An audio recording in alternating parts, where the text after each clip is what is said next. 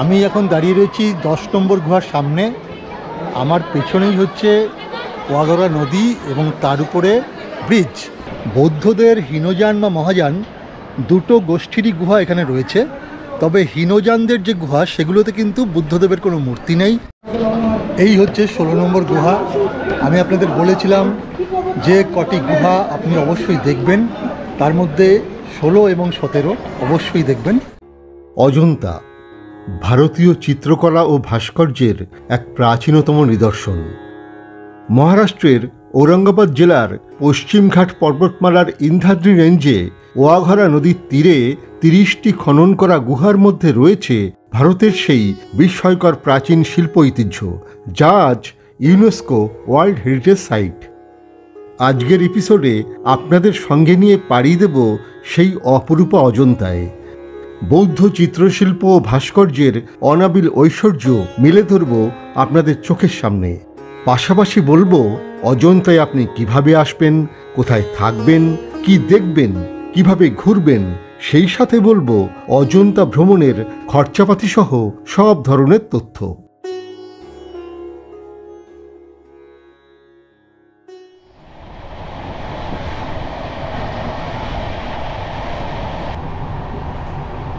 অজন্তায় আসতে গেলে আপনাকে হাওড়া থেকে ট্রেনে চেপে পৌঁছাতে হবে মহারাষ্ট্রের ভুসাওয়াল বা জলগাঁও স্টেশনে। এক রাতের জার্নিতে হাওড়া থেকে ভুসাওয়াল বা জলগাঁও পৌঁছানোর জন্য আপনি ধরতে পারেন গীতাঞ্জলি এক্সপ্রেস। এছাড়াও সাপ্তাহিক সাইনগর সিডি এক্সপ্রেসও এক রাতের জার্নিতে ভুসাওয়ালে পৌঁছায়। আমরা এই ট্রেনেই চলেছি। এ বাদে মুম্বাই মেল সহ কয়েকটি ট্রেন দুরাতের জার্নিতে ভুসাওয়াল বা জলগাঁও পৌঁছায়। বেশ কটি ট্রেনের নাম ও সময় সারণী আমি স্ক্রিনের উপর দিয়ে রাখলাম, আপনার সুবিধা মতো টিকিট কেটে নেবেন।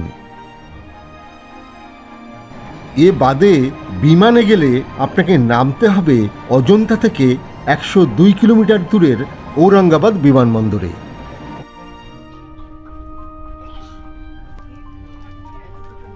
আমাদের ট্রেন সাইনগর সিডি এক্সপ্রেস বেলা 1:55 হাওড়া ছেড়ে পরদিন প্রায় বিকেল 3:15 নাগাদ ভুসাওয়ালে পৌঁছালো।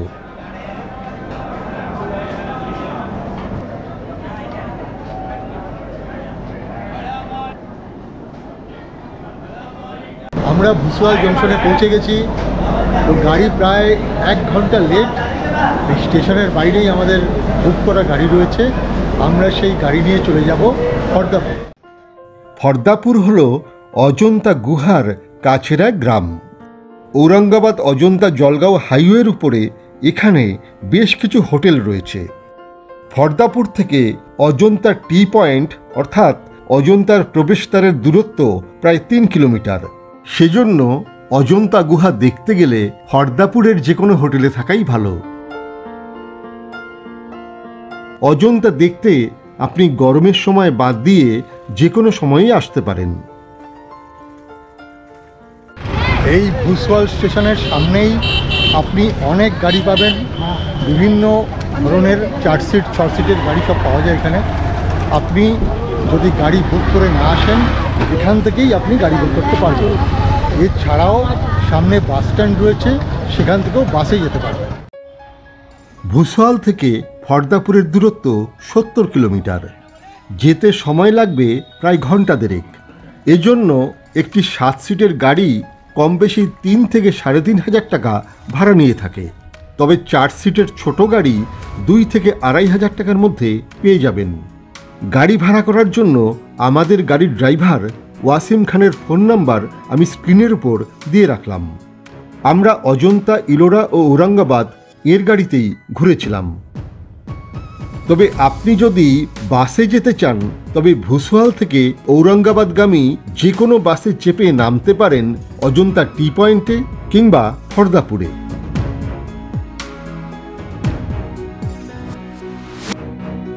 পরন্ত বিকেলের কমলা রোদ মেখে চলতে চলতে একসময় আমরা জলগাঁও থেকে আসা রাস্তায় এসে পড়লাম। তারপর আরও বেশ খানিকটা এগিয়ে সন্ধে নামার আগে পৌঁছে গেলাম ফর্দাপুরে।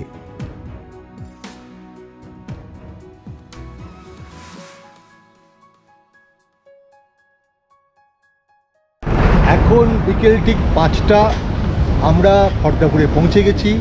ঠিক পেছনেই আমাদের এই হোটেল রয়্যাল অজন্তা পার্ক। এখানেই আমরা থাকবো এবং থেকে অজন্তা দেখব। রয়্যাল অজন্তা পার্ক হোটেলটি মধ্যবিত্তদের থাকার জন্য একটি মাঝারি মানের হোটেল। এই হোটেলের ডবল বেডরুমের ভাড়া আমি স্ক্রিনের উপর দিয়ে রাখলাম, দেখে নেবেন।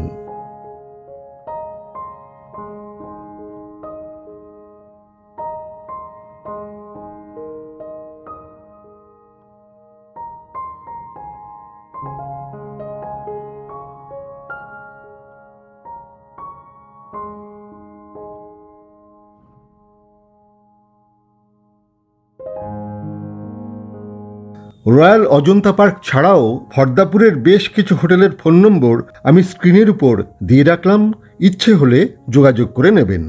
এ বাদে অজন্তা টি পয়েন্টে রয়েছে এমটিডিসির কটেজ। এমটিডিসির অফিসিয়াল সাইট থেকে সেই কটেজ বুক করতে পারেন। অজন্তা দেখার জন্য সাধারণত 2টি রাত হোটেল বুক করলেই চলবে। খড়দাপুরে থাকার জন্য যেমন খুব লিমিটেড অপশান রয়েছে, তেমনি রেস্টুরেন্টও খুব বেশি নেই। খুব কম রেস্টুরেন্ট এখানে আমি ঘুরে দেখলাম। তো এখানে একটা ভালো রেস্টুরেন্ট, এই আগরওয়াল রেস্টুরেন্ট, একদম আমাদের হোটেলের পাশেই। এখানে আপনি লাঞ্চ, ডিনার বা সকালের খাবার খেতে পারেন, বিভিন্ন রকম আইটেম পাবেন।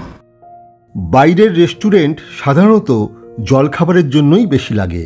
লাঞ্চ বা ডিনার আপনি যে হোটেলে থাকবেন সেখানেই পাওয়া যায়। আমরাও সেদিন রাতে অজন্তা পার্ক হোটেলে ভেজ মিল খেয়ে শুয়ে পড়লাম।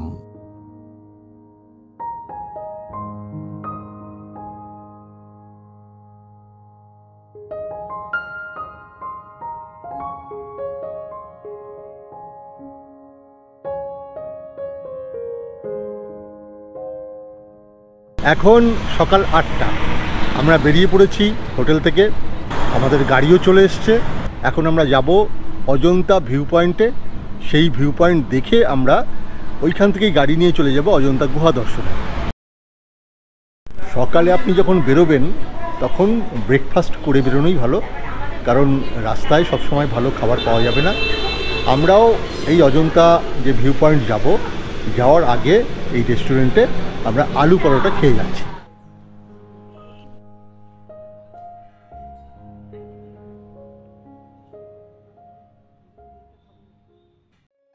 ব্রেকফাস্ট সেরে আমরা গাড়িতে চেপে বসলাম। খড়দাপুর থেকে অজন্তা কেভ আপার ভিউ পয়েন্টের দূরত্ব প্রায় 20 কিলোমিটার। ঘুরে ঘুরে পাহাড়ের মাথায় সেই ভিউ পয়েন্টে যেতে মিনিট 40 সময় লাগবে।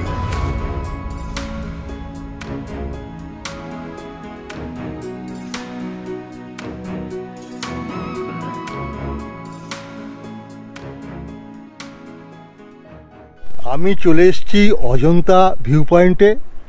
ওয়াগড়া নদী এখানে একটা ইউ আকৃতির বাঁক নিয়েছে এবং তার পাশে একদম গা ঘেঁষে 30টা গুহা। জন স্মিথ, অজন্তার আবিষ্কারক জন স্মিথ 1819 সালে ঠিক এই জায়গা থেকে গুহাগুলো দেখতে পান এবং তারপর সভ্যজগৎ জানতে পারে এই গুহাগুলোর অস্তিত্ব। অজন্তার এই প্রাচীন গুহাগুলি প্রায় 1500 বছর ধরে এই পাহাড় ও জঙ্গলের মধ্যে পরিত্যক্ত অবস্থায় পড়েছিল। এরপর 1819 সালের 28শে এপ্রিল ব্রিটিশ সেনা অফিসার জন স্মিথ সদলবলে শিকার করতে এসে ঠিক এই জায়গা থেকে গুহাগুলিকে দেখতে পান ও পাহাড় বেয়ে নিচে নেমে গুহাগুলিকে আবিষ্কার করেন। জন স্মিথের এই আবিষ্কারের ফলেই ইউরোপীয় সভ্য জগৎ গুহাগুলির অস্তিত্ব ও এর ভিতরে থাকা চিত্রসম্ভারের কথা জানতে পারে। এরপর অজন্তা নিয়ে একের পর এক গবেষণা শুরু হয়। ধীরে ধীরে অজন্তা বিশ্ব পর্যটন মানচিত্রে জায়গা করে নেয়। অবশেষে 1983 সালে ইউনেস্কো অজন্তাকে ওয়ার্ল্ড হেরিটেজ সাইট হিসেবে ঘোষণা করে। অজন্তা ভিউ পয়েন্টের পাশ দিয়ে একটা রাস্তা নিচের দিকে নেমে গেছে। আপনি ইচ্ছে করলে এই রাস্তা দিয়েও অজন্তা গুহায় যেতে পারেন। মোটামুটি আধ ঘন্টার মতো লাগবে নিচে নামতে। অজন্তা আপার ভিউ পয়েন্ট থেকে নেমে যাওয়া এই রাস্তা দিয়ে মিনিট 40 হেঁটে ওয়াঘরা নদী পেরিয়ে আপনি অজন্তার 8 নম্বর গুহার সামনে নামতে পারেন। তবে সেখানে এখন টিকিট ঘর না থাকায় আপনাকে কিন্তু 1 নম্বর গুহা পেরিয়ে টিকিট ঘর থেকে টিকিট কেটে এনে তবেই অজন্তা গুহা দেখতে হবে। এ বিষয়টি মাথায় রেখে তবেই এই পথে নামবেন।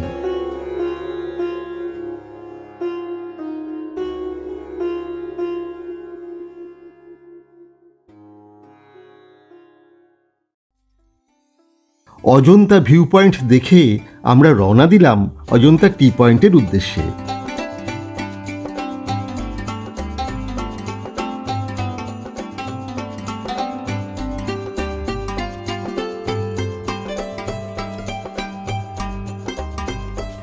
টি পয়েন্টে গাড়ি রাখার পর জনপ্রতি অ্যামিনিটি চার্জ 15 টাকা করে দিয়ে আমরা এগিয়ে চললাম বাস স্টপের উদ্দেশ্যে। টি পয়েন্টের কাছে রয়েছে বেশ কিছু রেস্টুরেন্ট ও শপিং প্লাজা।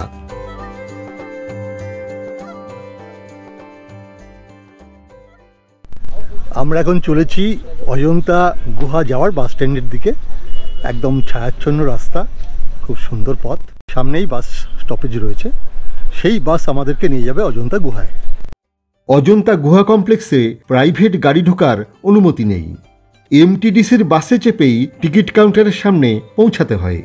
এসি বাসের ভাড়া জনপ্রতি 30 টাকা আর নন এসি বাসের ভাড়া জনপ্রতি 20 টাকা।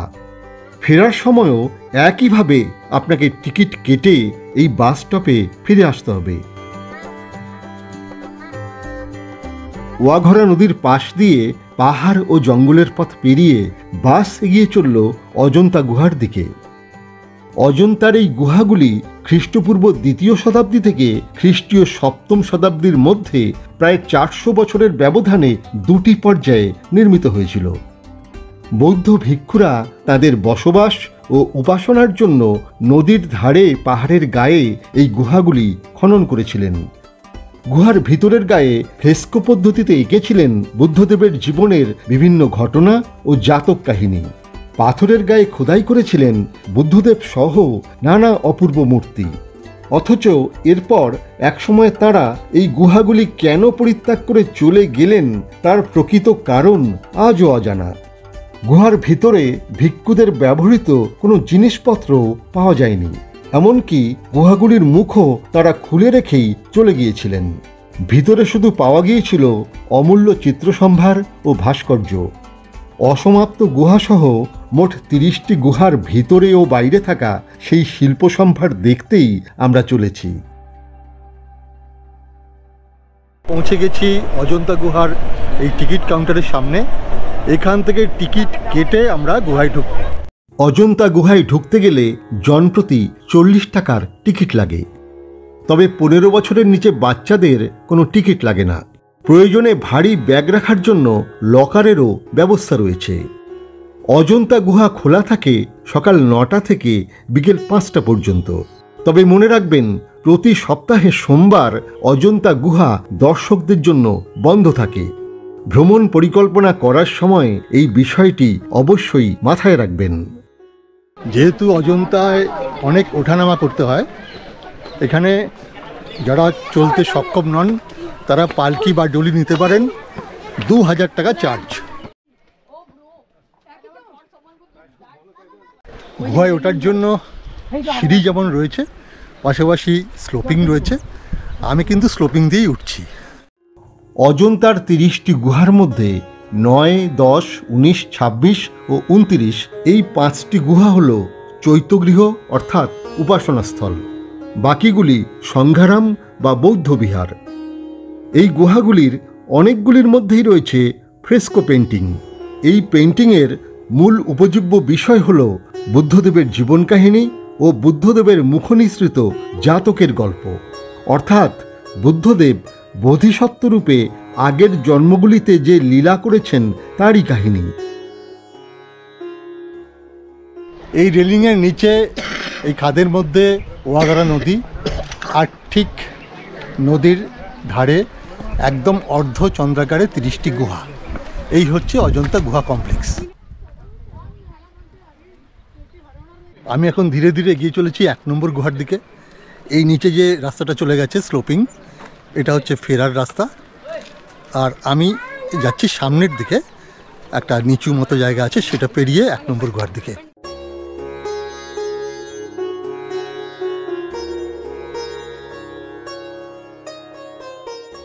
আমি চলে এসেছি 1 নম্বর গুহার সামনে। এখানে যে 30টা গুহা আছে তার 5টি গুহা অত্যন্ত গুরুত্বপূর্ণ, অনেক চিত্র সেখানে রয়েছে। সেটা হচ্ছে 1 নম্বর, 2 নম্বর, 10 নম্বর, 16 নম্বর আর 17 নম্বর। এই 5টি গুহা কিন্তু আপনি অবশ্যই দেখবেন। অজন্তার প্রতিটি গুহার সামনে আপনাকে জুতো খুলে রেখে ভেতরে যেতে হবে। অর্থাৎ এখানে কিন্তু জুতো আপনার রাখার জন্য কোনো আলাদা ব্যবস্থা নেই, আপনাকে নিজের দায়িত্বে জুতো বাইরে খুলে ভেতরে ঢুকতে হবে। অজন্তা গুহাগুলির ভিতরে স্টিল ফটো তোলা গেলেও ভিডিও ক্যামেরা, ফ্ল্যাশ ইত্যাদি ব্যবহারের অনুমতি নেই। চিত্রগুলিকেও মৃদু আলোতে দেখানোর ব্যবস্থা করা হয়েছে, যাতে আলোর প্রভাবে চিত্রগুলির কোনো ক্ষতি না হয়। যদিও অজন্তার বেশিরভাগ চিত্রই আজ সম্পূর্ণ বা আংশিকভাবে লুপ্ত, তবু যেটুকু চিত্রসম্ভার আজও অটুট আছে, মৃদু আলোতে তোলা চিত্রের মাধ্যমে আপনাদের সামনে তা তুলে ধরার চেষ্টা করছি। 1 নম্বর গুহা একটি বিহার বা মঠ। 600 থেকে 642 খ্রিস্টাব্দের মধ্যে মহাযান যুগের এই গুহাটি নির্মিত হয়। ভিতরে রয়েছে বুদ্ধদেবের মূর্তি। এরপর রয়েছে মহাজনক জাতকে বর্ণিত রাজকুমারের স্নান দৃশ্য। স্নান দৃশ্যের পাশেই রয়েছে অবলোকিতেশ্বর পদ্মপাণির চিত্র। করুণাঘন তার চোখ আর হাতে ধরা রয়েছে পদ্ম। আরেকটি দেয়ালে রয়েছেন অবলোকিতেশ্বর বজ্রপাণি। নিচে প্রায় অবলুপ্ত কৃষ্ণা রাজকুমারী ও তার সখী। এর একপাশে রয়েছে চম্পেয় জাতকে বর্ণিত নাগরাজ ও রানী। এরপর প্রমোদ কক্ষে রয়েছেন উদাসীন মহাজনক ও তার স্ত্রী শিবলী। মহাজনক জাতকের পরের দৃশ্যে মহাজনক এই রাজ ঐশ্বর্য ত্যাগ করে সন্ন্যাস নেওয়ার বাসনার কথা শিবলীকে জানাচ্ছেন। সবশেষে তিনি ঘোড়ায় চেপে রাজপ্রাসাদ ত্যাগ করে সন্ন্যাস নেওয়ার জন্য চলে যাচ্ছেন। এই হলো 1 নম্বর গুহার প্রধান কয়েকটি চিত্র। আমি এখন 1 নম্বর গুহা দেখে চলে এসেছি 2 নম্বর গুহার দিকে। এই 2 নম্বর গুহায় অনেক সুন্দর সুন্দর চিত্র রয়েছে। তো দেখুন, এই 2 নম্বর গুহার যে সামনেটা, এটা কিন্তু কাপড় দিয়ে ঢাকা রয়েছে। এই লাইট, মানে সূর্যালোক বা যে কোনো লাইট এই চিত্রের ক্ষতি করে, ফলে এই ধরনের বিভিন্ন প্রোটেকশনের ব্যবস্থা রয়েছে। অজন্তার দ্বিতীয় গুহাটিও প্রথম গুহারই সমসাময়িক। এটিও মহাযান যুগের বিহার। বাইরের ও ভিতরের দেয়াল এবং পিলারে রয়েছে অলঙ্করণ।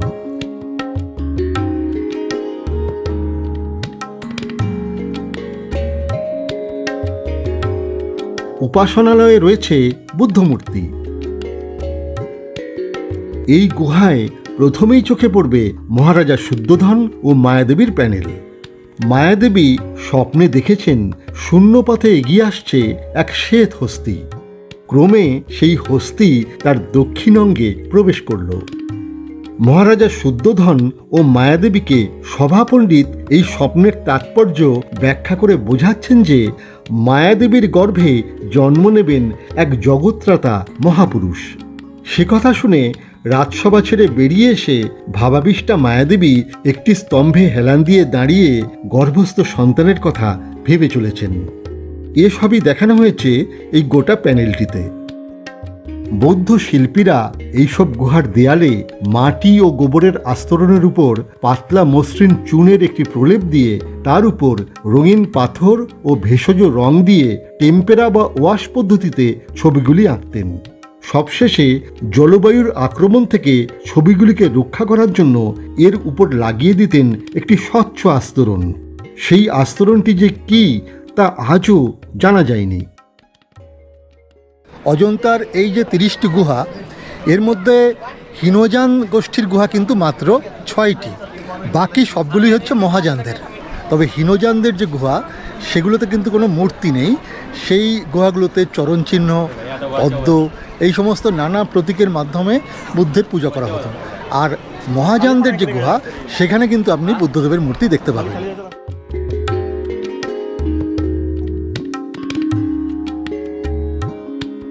তিন নম্বর অসম্পূর্ণ গুহাটি পেরিয়ে চলে এলাম 4 নম্বর গুহায়। এটি সর্ববৃহৎ বিহার। এই গুহাটিতে স্তম্ভ, বারান্দা সংলগ্ন কক্ষ, হল এবং গর্ভগৃহ রয়েছে। গর্ভগৃহে রয়েছে পদ্মাসনে ধর্মচক্র মুদ্রায় বুদ্ধদেবের মূর্তি। অজন্তার অসমাপ্ত খনন সহ বেশ কিছু গুহা ভিডিওর স্বল্প পরিসরে দেখানো সম্ভব নয়। মূলত অজন্তার প্রধান গুহাগুলিকেই আমরা দেখব। তাই অসমাপ্ত 5 নম্বর গুহাটি পেরিয়ে আমরা চলে এলাম দ্বিতল এই 6 নম্বর গুহায়।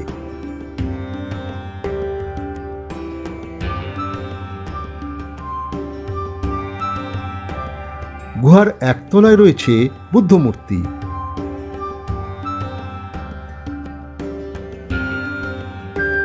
দ্বিতলে রয়েছে বারান্দা, কক্ষ ও বুদ্ধমূর্তি সহ বিভিন্ন স্থাপত্য।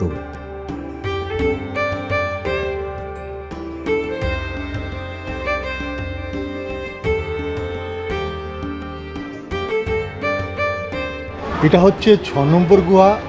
এটা দ্বিতল গুহা। আমি উপরে উঠেছিলাম, খুব সংকীর্ণ সিঁড়ি।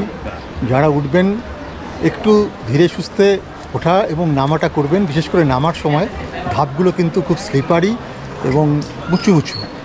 উপর থেকে চারপাশের দৃশ্য খুব সুন্দর আসে। অজন্তা গুহা মন্দিরগুলি ঘোরার সময় মনে রাখবেন যে এদের গায়ে খোদিত নম্বর কোনোভাবেই কালানুক্রমিক নয়। প্রায় 400 বছরের ব্যবধানে 2 পর্যায়ে খনন করা এই গুহাগুলি আবিষ্কারের পর শনাক্তকরণের উদ্দেশ্যে নম্বরগুলিকে বসানো হয়েছে। 7 ও 8 নম্বর গুহা পেরিয়ে চলে এলাম 9 নম্বর গুহায়। এটি খ্রিস্টপূর্ব 1ম শতাব্দীতে হীনযান গোষ্ঠীদের দ্বারা খনন করা গুহা। এই গুহাটি অজন্তার প্রাচীনতম চৈত্যের অন্যতম। ভিতরে রয়েছে স্তূপ, দেওয়ালে প্রায় অবলুপ্ত চিত্রসম্ভার।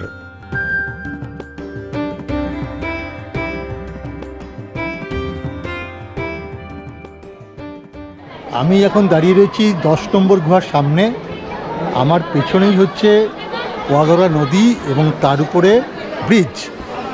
এই ব্রিজ ওপার থেকে এপারে এসছে এবং 8 নম্বর গুহার সামনে এসে মিলিত হয়েছে। তা উপর থেকে যারা আসবেন, অর্থাৎ যারা ওই উপরের যে ভিউ পয়েন্টে আমরা গিয়েছিলাম সেখান থেকে আসবেন, তারা নেমে এই ব্রিজ দিয়ে এই পারে এসে অজন্তা গুহায় ঢুকতে পারেন। ওয়াঘরা নদীর ব্রিজটি থেকে অজন্তা গুহার দৃশ্য খুব সুন্দর দেখা যায়। ফেরার সময় এই ব্রিজ পেরিয়েই আমরা ফিরেছিলাম। সে দৃশ্য ভিডিওর শেষে আপনাদেরকে দেখাবো। আপাতত চলুন 10 নম্বর গুহাটি দেখে নিই। মনে রাখবেন, এই 10 নম্বর গুহাটাই কিন্তু পাহাড়ের উপর থেকে জন স্মিথ সর্বপ্রথম দেখতে পান। এরপর তিনি এই গুহার দেয়ালে তার নাম ও আবিষ্কারের তারিখটি খোদাই করে দিয়েছিলেন। 10 নম্বর গুহাটিও এই গুহা কমপ্লেক্সের একটি প্রাচীনতম চৈত্য, যা খ্রিস্টপূর্ব 2য় শতাব্দীতে হীনযান অনুসারীদের দ্বারা খনন করা হয়েছিল। এটিতে স্তূপ ও 2টি ভিন্ন সময়ের চিত্রকর্ম রয়েছে। এবার আমরা বেশ কটি গুহা পেরিয়ে আবারও কিছু চিত্র দেখে নেব। এই জায়গা আসার পর একটা সিঁড়ির মতো উপরের দিকে উঠে গেছে, তার পরের গুহাগুলো উপরে রয়েছে। সিঁড়িটির দুপাশে রয়েছে 2টি হাতির অসামান্য স্থাপত্য। অজন্তা গুহা কমপ্লেক্সের বিভিন্ন গুহার বাইরেই এ ধরনের স্থাপত্য লক্ষ্য করা যায়। এই নিচ থেকে উপরে উঠে এলাম সিঁড়ি বেয়ে। এই হচ্ছে 16 নম্বর গুহা। আমি বলেছিলাম আপনাদের যে কটি গুহা দেখার জন্য, তার মধ্যে 16 এবং 17 শেষের দিকে বলেছিলাম, অবশ্যই দেখবেন। এই হচ্ছে সেই 16 নম্বর গুহা। আমি এখন এর ভেতরে ঢুকব। 16 নম্বর গুহাটি অর্ধবৃত্তাকার এই গুহা কমপ্লেক্সের প্রায় কেন্দ্রে অবস্থিত। গর্ভগৃহে রয়েছে প্রলম্ব পদ্মাসন মুদ্রায় বুদ্ধদেবের মূর্তি। এই গুহায় বুদ্ধদেবের জীবনের বিভিন্ন ঘটনার চিত্র একসময় ছিল, কিন্তু সেসব চিত্রের বেশিরভাগই আংশিক বা সম্পূর্ণরূপে নষ্ট হয়ে গেছে।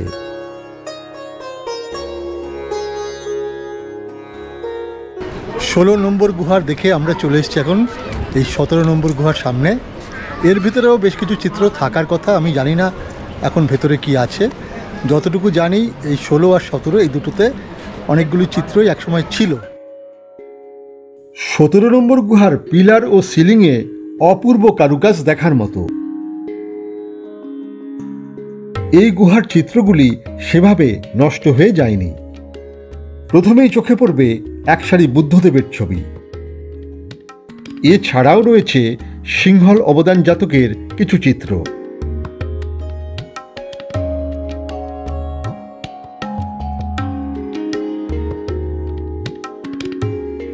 পাশে রয়েছে মাতৃপোষক জাতকের ছবি। এরপর চোখে পড়বে ষড়দন্ত জাতকের বিশাল চিত্র। সিলিং ঘেঁষে রয়েছে বিশ্বান্তর জাতকে বিশ্বান্তরের বিদায় দৃশ্য। এছাড়াও এই গুহায় রয়েছে আরো অনেক চিত্র যা আজ অনেকটাই অস্পষ্ট।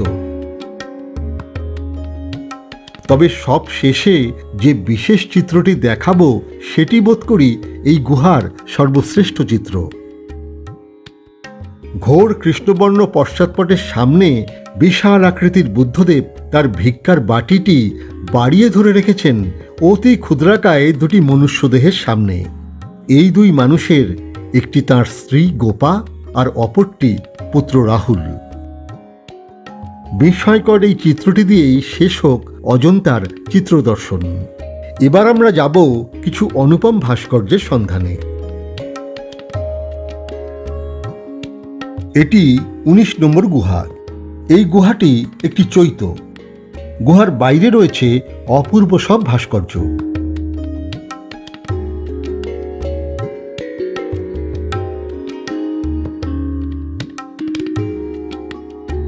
ভিতরে রয়েছে একটি স্তূপ ও তার সামনে বুদ্ধদেবের মূর্তি।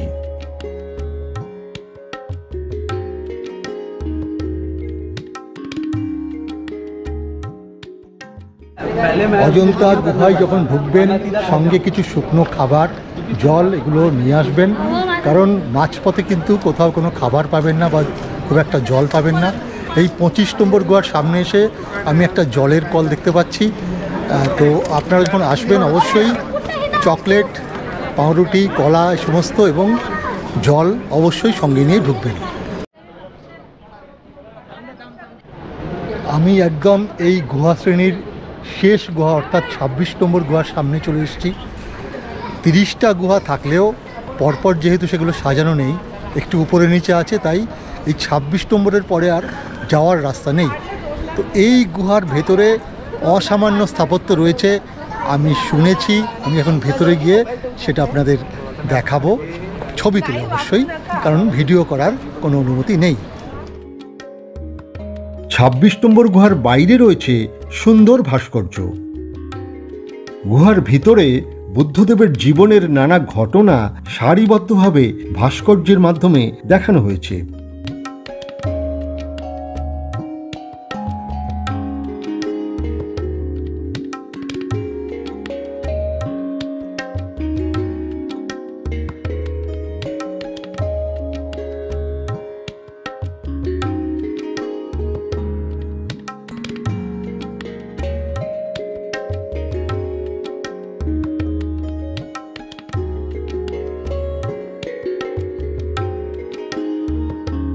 সব শেষে রয়েছে বুদ্ধদেবের মহাপরিনির্বাণের ভাস্কর্য। শায়িত বুদ্ধদেবের নিচে পৃথিবীর মানুষ তাকে বেদনাহত চিত্তে বিদায় জানাচ্ছেন, আর উপরে দেবগণ উৎফুল্ল চিত্তে তাকে দেবলোকে আহ্বান জানাচ্ছেন। মাঝখানে স্মিত মুখে নিথর বুদ্ধদেব শায়িত। এই ভাস্কর্যটি রীতিমতো বিস্ময় জাগায়। এই দৃশ্যই 26 নম্বর গুহার অন্তিম দৃশ্য।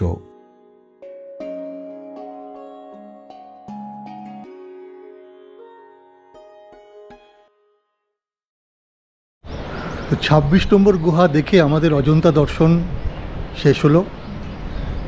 অদ্ভুত একটা ঘোর নিয়ে এখন বাড়ি ফিরছি, মানে হোটেলে ফিরছি।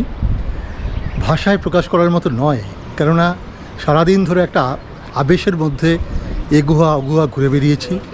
সেই ছোট থেকে এই গুহার কথা পড়ে আসছি, ইতিহাস বইয়ের পাতায় ছবি দেখে আসছি। কখনো এখানে আসবো কখনো ভাবিইনি। আজ এসে ঠিক কী অনুভব মনের মধ্যে নিয়ে যাচ্ছি এখনই ভাষায় প্রকাশ করতে পারছি না। তাই বলবো, আপনারা আসুন, দেখুন, অনুভব করুন, হৃদয়ঙ্গম করে নিজের ঘরে ফিরে যান এবং স্মৃতি রোমন্থন করুন। আমাদের বর্তমান ভিডিওটিও স্মৃতি রোমন্থনেরই একটি প্রয়াস। আশা রাখি ভিডিওটি আপনাদের ভালো লাগবে বা আপনাদের অজন্তা ভ্রমণে সামান্যতম হলেও সাহায্য করবে। পরিশেষে একটি আবেদন, অজন্তা শুধু ভারতেরই নয়, গোটা বিশ্বের এক অনন্য শিল্পৈশ্বর্য। অতীতে এখানকার শিল্প সম্ভারের নানা ক্ষতি মানুষই করেছে, সঙ্গে জলবায়ুর প্রকোপ তো ছিলই, যার ফলে আজ অজন্তার চিত্রগুলির বেশিরভাগই প্রায় অবলুপ্ত। তাই এখানে ঘুরতে এসে ফ্ল্যাশ লাইটের ব্যবহার সহ যে সমস্ত নিয়ম রয়েছে সেগুলো একটু মেনে চললে হয়তো আরও কিছুদিন অজন্তাকে আমরা বিশ্বের দরবারে বাঁচিয়ে রাখতে পারব। আশা রাখি বিষয়টির গুরুত্ব সকলেই অনুভব করতে পারবেন। ভিডিওটি ভালো লাগলে একটা লাইক দিয়ে চ্যানেলটি সাবস্ক্রাইব করে সঙ্গে থাকুন ও আপনার মূল্যবান মতামত নিচের কমেন্ট বক্সে লিখে জানান। দেখা হচ্ছে পরবর্তী এপিসোড ইলোরাতে। সকলে সুস্থ থাকুন এবং অবশ্যই ভালো থাকুন।